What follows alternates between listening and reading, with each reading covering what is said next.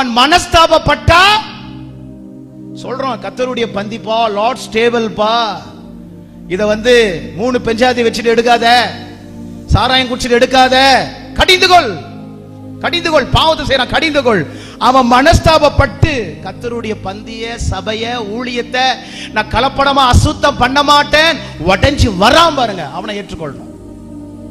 உடைஞ்சி அவன் பாவத்தை குறிச்சு உடைவு வரல, அவனுக்கு போய் பட்டர் தடவலாமா, இந்தப்பா சாப்பிடுப்பா, உன்னை காலி பண்ணிடுவான். கனத்துக்குரியவர்களே, ரட்சிப்பில் கலப்படம். என்னதுங்க? தாவீதை தேவன் தெரிந்து கொண்டார், தாவீதை தேவன் அபிஷேகித்தார்.